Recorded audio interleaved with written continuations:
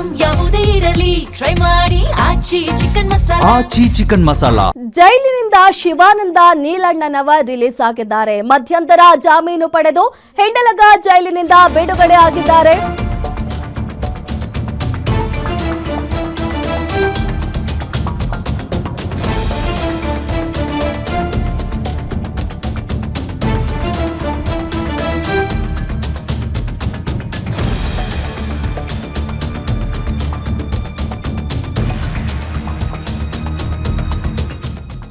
ಜೈಲಿನಿಂದ ಶಿವಾನಂದ ನೀಲಣ್ಣನವ ರಿಲೀಸ್ ಆಗಿದ್ದಾರೆ. ಮಧ್ಯಂತರ ಜಾಮೀನು ಪಡೆದು ಹೆಂಡಲಗ ಜೈಲಿನಿಂದ ಬಿಡುಗಡೆ ಆಗಿದ್ದಾರೆ. ಶಿವಂ ಅಸೋಸಿಯೇಟ್ ವಂಚನೆ ಕೇಸ್ನಲ್ಲಿ ಜೈಲು ಸೇರಿದ್ರು ನೀಲಣ್ಣನವರ್. ಹೂಡಿಕೆದಾರರಿಗೆ ವಂಚಿಸಿದ ಆರೋಪದ ಅಡಿಯಲ್ಲಿ ಇವರನ್ನ ಪೊಲೀಸರು ಬಂಧಿಸಿದ್ರು. ನ್ಯಾಯಾಂಗ ಬಂಧನದಲ್ಲಿದ್ದ ಶಿವಾನಂದ ನೀಲಣ್ಣನವರ್ ಇದೀಗ ಬಿಡುಗಡೆ ಆಗಿದ್ದಾರೆ. ಇನ್ನು ಬೇಲ್ ಅರ್ಜಿ ಪುರಸ್ಕರಿಸಿದ ಬೆಂಗಳೂರಿನ 92ನೇ ಸಿಟಿ ಸಿವಿಲ್ ಕೋರ್ಟ್ ಜೂನ್ 12ರಂದು ಮಧ್ಯಂತರ ಜಾಮೀನು ನೀಡಿ ಆದೇಶವನ್ನ ಹೊರಡಿಸಿದೆ ಕೋರ್ಟ್. ಮಧ್ಯಂತರ ಜಾಮೀನು ಹಿನ್ನೆಲೆಯಲ್ಲಿ ಶಿವಾನಂದ ನೀಲಣ್ಣನವರ್ ಇದೀಗ ಬಿಡುಗಡೆ ಆಗಿದ್ದಾರೆ. ಶಿವಂ ಅಸೋಸಿಯೇಷನ್ ವಂಚನೆ ಕೇಸ್ನಲ್ಲಿ ಇವರು ಜೈಲು ಪಾಲಾಗಿದ್ರು. ಪೊಲೀಸರು ಈ ವಂಚನೆ ಕೇಸ್ನಲ್ಲಿ ಇವರನ್ನ ಅರೆಸ್ಟ್ ಮಾಡಿದ್ರು. ಹೂಡಿಕೆದಾರರಿಗೆ ವಂಚಿಸಿದ ಆರೋಪ ಇವರ ಮೇಲಿತ್ತು. ಇದೀಗ ಮಧ್ಯಂತರ ಜಾಮೀನು ಪಡೆದು ಹಿಂಡಲಗ ಜೈಲಿನಿಂದ ಬಿಡುಗಡೆ ಆಗಿದ್ದಾರೆ. 100 ಕೋಟಿ ವಂಚಿಸಿದ ಆರೋಪದಲ್ಲಿ ಏನು ಹೂಡಿಕೆ ಮಾಡಿಸ್ಕೊಂಡು ಹೂಡಿಕೆದಾರರಿಗೆ ವಂಚನೆ ಮಾಡಿದ್ರು, ಆ ಒಂದು ಆರೋಪದಲ್ಲಿ ಜೈಲು ಸೇರಿದ್ರು ಶಿವಾನಂದ ನೀಲಣ್ಣನವರ್. ಹಿಂಡಲಗ ಜೈಲಿನಲ್ಲಿದ್ರು. ಇದೀಗ ಮಧ್ಯಂತರ ಜಾಮೀನು ಪಡೆದು ಬಿಡುಗಡೆ ಆಗಿದ್ದಾರೆ. ಬೇಲ್ ಅರ್ಜಿಯನ್ನ ಬೆಂಗಳೂರಿನ 92ನೇ ಸಿಟಿ ಸಿವಿಲ್ ಕೋರ್ಟ್ ಅರ್ಜಿಯನ್ನ ಪುರಸ್ಕಾರ ಮಾಡಿದೆ. ಜೂನ್ 12ರಂದು ಮಧ್ಯಂತರ ಜಾಮೀನು ನೀಡಿ ಕೋರ್ಟ್ ಆದೇಶವನ್ನ ಹೊರಡಿಸಿದೆ. ಮಧ್ಯಂತರ ಜಾಮೀನು ನೀಡಿ ಇದೀಗ ಶಿವಾನಂದ ನೀಲಣ್ಣನವರ್ ಬಿಡುಗಡೆ ಆಗಿದ್ದಾರೆ.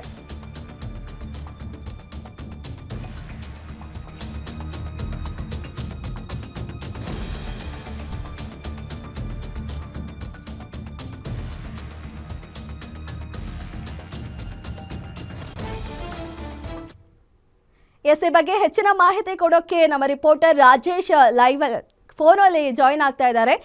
ರಾಜೇಶ್, ಈಗ ಬೇಲ್ ಅರ್ಜಿ ಹಾಕಿದರೆ ಮಧ್ಯಂತರ ಜಾಮೀನು ಸಿಕ್ಕಿದೆ, ಏನಿದೆ ಈ ಬಗ್ಗೆ ಹೆಚ್ಚಿನ ಮಾಹಿತಿ?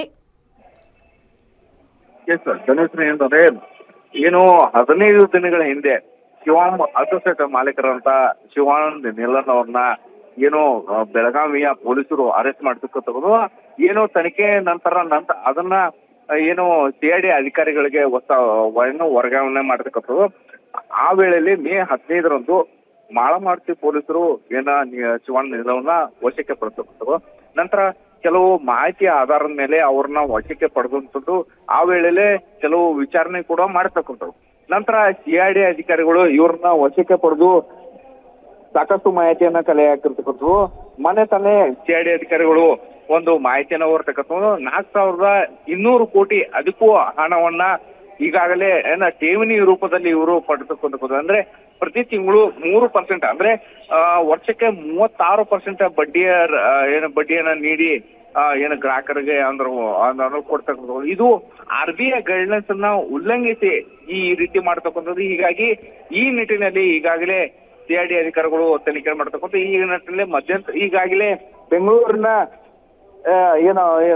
ನ್ಯಾಯಾಲಯ ಈಗ ಸದ್ಯ ಮಧ್ಯಂತರ ಆದೇಶ ನೀಡತಕ್ಕಂಥದ್ದು. ಹೀಗಾಗಿ ಸದ್ಯ ಈಗಾಗಲೇ ಅವ್ರನ್ನ ಮಧ್ಯಂತರ ಆದೇಶ ನ್ಯಾಯಾಲಯದ ಆದೇಶದ ಮೇರೆಗೆ ಇವತ್ತು ಬಿಡುಗಡೆ ನೋಡಕ್ಕೆ, ಅಂದ್ರೆ ಶನಿವಾರ ಅವರಿಗೆ ಜಾಮೀನ ಮಂಜೂರಾಗ್ತಕ್ಕಂಥದ್ದು. ಮತ್ತೆ ಶನಿವಾರ ಏನಂತಂದ್ರೆ ಸೆಕೆಂಡ್ ಸ್ಯಾಟರ್ಡೇ ಇರುವ ಕಾರಣಕ್ಕಾಗಿ ಇವತ್ತು ಅವ್ರನ್ನ ಅಂದ್ರೆ ಸೋಮವಾರ ಇವತ್ತು ಈ ವೇಳೆಯಲ್ಲಿ ಅವ್ರನ್ನ ಜಾಮೀನು ಮೇಲೆ ಹೊರಗಡೆ ಬಿಟ್ಟಿರ್ತಕ್ಕಂಥದ್ದು. ಸದ್ಯ ಅದ್ರ ಈಗಾಗಲೇ ಮಧ್ಯಂತರ ಆದೇಶ ಹಿನ್ನೆಲೆಯಲ್ಲಿ ಸಿಐಡಿ ಅಧಿಕಾರಿಗಳು ತನಿಖೆಗೆ ಯಾವುದೇ ರೀತಿ ತೊಂದರೆ ಇಲ್ಲ. ಆದ್ರೆ ಈಗ ಸದ್ಯ ಇರುವಂತಕ್ಕಂಥದ್ದು ಮಧ್ಯಂತರ ಆದೇಶ ಹಿನ್ನೆಲೆಯಲ್ಲಿ ಅವ್ರನ್ನ ಯಾವುದೇ ರೀತಿ ತನಿಖೆ ಒಳಪಡಿಸಬಹುದು. ಆದ್ರೆ ಈ ಹಿನ್ನೆಲೆಯಲ್ಲಿ ತನಿಖೆ ಸಹಕಾರ ನಿಲ್ಲ ಅವ್ರನ್ನ ವಶಕ್ಕೆ ಪಡೆಯುವುದು ಕೂಡ ಮುಂದುವರೆದಕ್ಕಂತ ಸಹಕಾರ ಕೂಡ ಇರತಕ್ಕಂಥದ್ದು. ಧನೇಶ್ವರಿ, ಓಕೆ, ಥ್ಯಾಂಕ್ ಯು ನಿಮ್ಮೆಲ್ಲ ಮಾಹಿತಿಗೆ.